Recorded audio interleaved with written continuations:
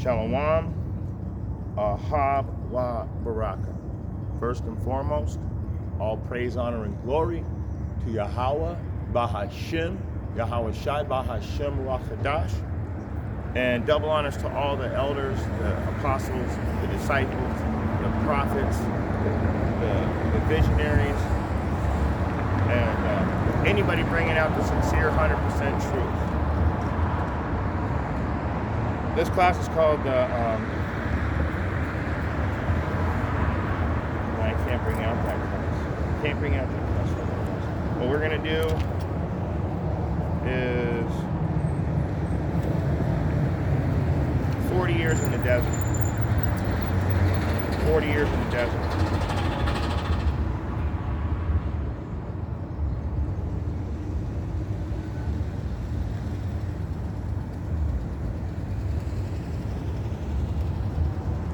Start with the book of Deuteronomy, chapter 8, verse 2.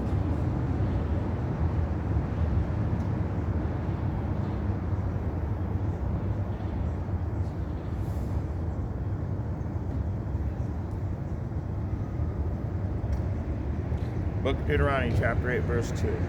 And thou shalt remember all the way which the Lord thy God, Yahweh, led thee these 40 years in the wilderness, to humble thee, to prove thee, to know what was in thine heart, what you were thinking, whether thou wouldst keep his commandments or no.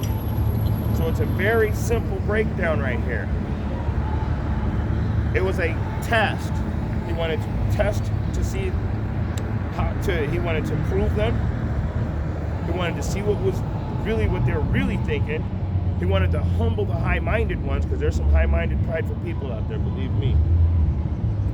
Let's move on. Let's go to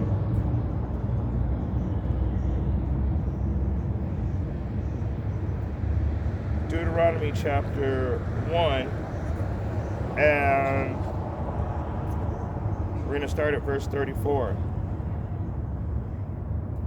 Surely there shall not one of these men of this evil generation see that good land which I swear to give unto your fathers. None of these people are going into the promised land because they're wicked. They murmured against Yahweh multiple times. Let me keep going. Surely there shall no one of these men of this evil generation see the good land which I swear to give unto your fathers, save Caleb, the son of Jephunneh.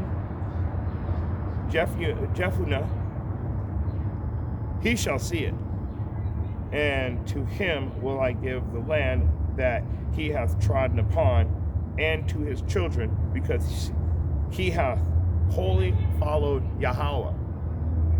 So, two people are going to make it in the grown-up section. Everybody 20 years and younger are going to go into the promised land, but the heads of those two people are going to be Caleb and Joshua. But let's just keep going. Caleb will be one out of two that I said are 20 years and older. That's all that made it into the promised land. Let's read verse 37.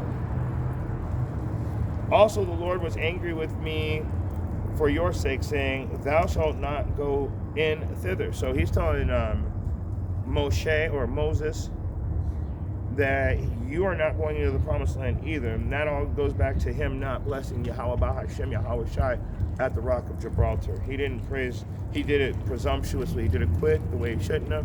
He should have did it the way the Most High told him to. Anyway, verse 38. But Joshua the son of Nun, which standeth before thee, he shall go in thither. Encourage him, for he shall cause Israel to inherit it. So Joshua and Caleb, like I said, are the only people that even make it after this test. Let's jump over to the book of Acts,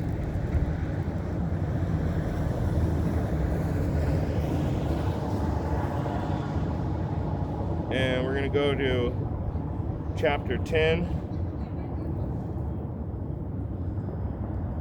And we're going to start at verse 34.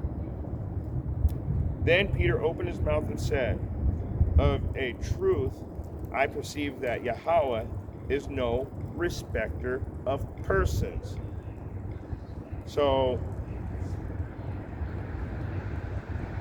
whoops, I went ahead of myself, but that should scare you a little bit right there. Yahweh is no respecter of persons. Moses did not go into the promised land. He spoke to Moses face to face, not in dark speeches or parables. He told him plainly how things were going to work and made it very clear to him. He didn't get to go. That should scare you for all of you people that don't keep the laws, but Yahweh knows your spirit.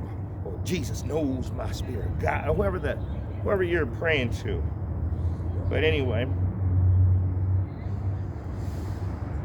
let's jump over to the book of Numbers. I should have went here first, but I got Acts instead. Book of Numbers, chapter 10.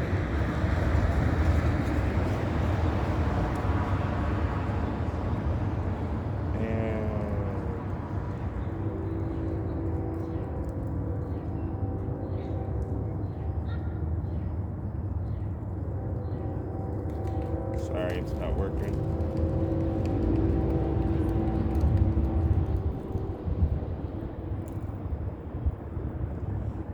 Okay. Book of Numbers, chapter 10 and 12. And the children of Israel took their journey out of the wilderness of Sinai, and the cloud rested in the wilderness of Paran. So,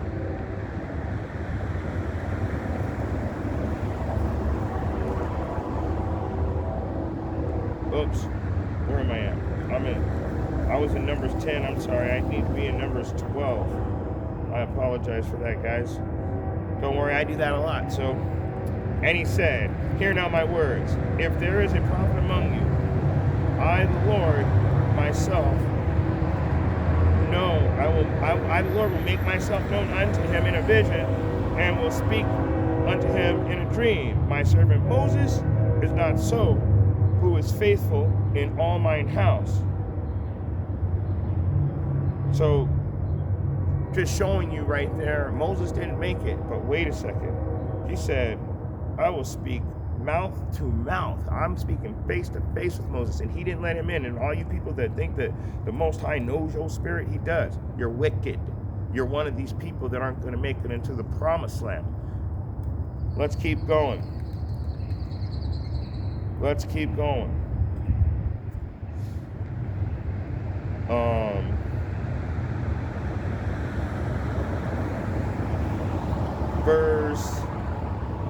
Verse 6. Wait, I'm sorry. Where were we at?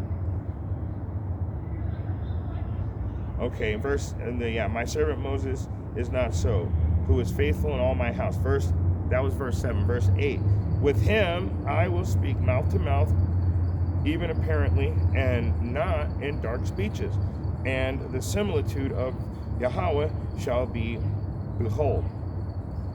Wherefore then were ye not afraid to speak against my servant Moses? So just showing you that Moses definitely was loved by Yahweh, by Hashem Yahweh Shai, but he also didn't go into the promised land because why? Let's go back. Let's go back to Acts 10 and 4. What does it say?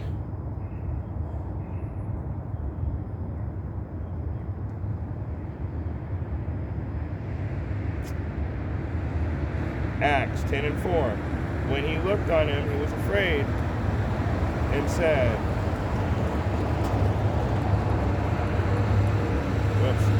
Acts 10 and 34.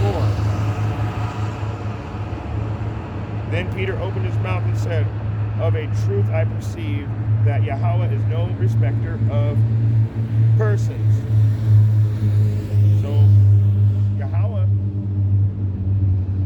Mahashem Yahweh Shai, is going to tell you what to do and how to do it. And he's just like a business owner. If you go to a job and you don't perform the tasks that they hired you for, they're going to fire you. If you come to this truth and you don't follow these instructions, you will be not led into the promised land. You're going to lead yourself astray. And following any of these people that are already off on the side, you're going to be with them. You're not going to go into the promised land by your own vain precepts of men and vain imagination. You're only getting in by doing what the instructions tell you to. It's a narrow path. Let's keep going. Let's jump back over to the book of Deuteronomy Chapter 1.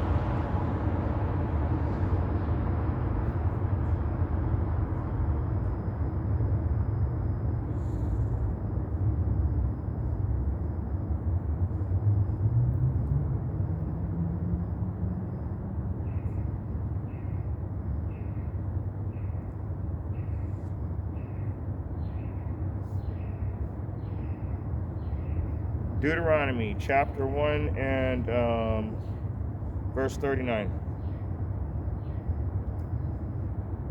Moreover, ye little ones which ye said should be a prey, and your children, which in that day had no knowledge between good and evil, they shall go thither, and unto them will I give it, and they shall possess it.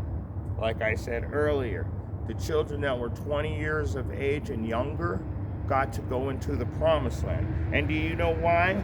Let's read it again. Moreover, the little ones which ye should be a prey, which ye said should be a prey, and your children, which in that day had no knowledge between good and evil. They had no knowledge between good and evil, so he sent them into the promised land, hoping that they would accept the good when he teaches them.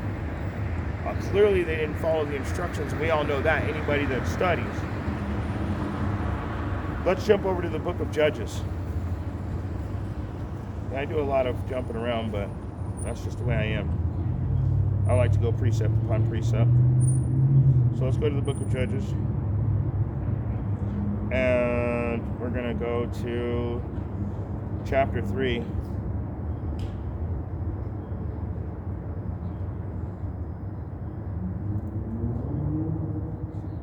And we're going to start at book of Judges, chapter 3. We're going to start from the top. Now, these are the nations which the Lord left to prove Israel by them, even as many of Israel as had not known all the wars of Canaan. Let me read that again because I kind of chewed it up.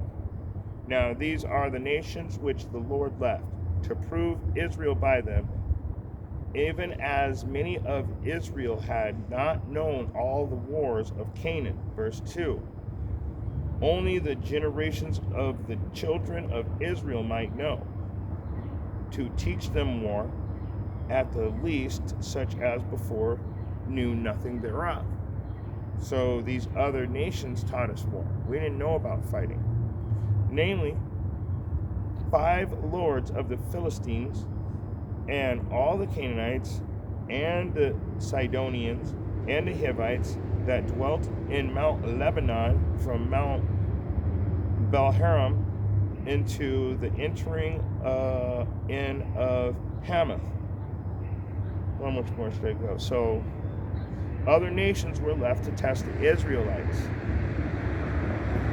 But what were they teaching us? They tested us, and I feel like we might have not passed the test really, because we're out learning how to fight each other. That's the first thing we learned, was war from these other nations, because we didn't know anything about war or any of the wars that we had fought. Let's keep going.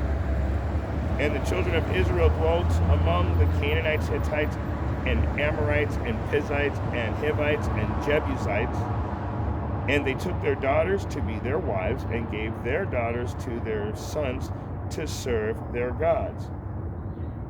And the children of Israel did evil in the sight of Yahweh, and forgot Yahweh, their Abba, or their Lord, or they forgot the Lord, the Yahweh, and served Baalim in the groves. Therefore the anger of Yahweh was hot against Israel, and he sold them into the hand of the Cushar-Rashathaim king, Cushar-Rashathaim, the king of Mesopotamia, and the children of Israel served Kurashashaniam 8 years. Sorry about the name, guys. I'm not that good at names. The first thing we did was start mingling with the other nations. And that mainly includes their philosophies, because that's what it's really talking about. We're allowed to be around other people, but we're not allowed to partake in their philosophies, their worships, their gods. And the Most High put us right back into the same slavery that he took us out of, to show us that we were doing wrong. In fact, we were in Mesopotamia for 8 years.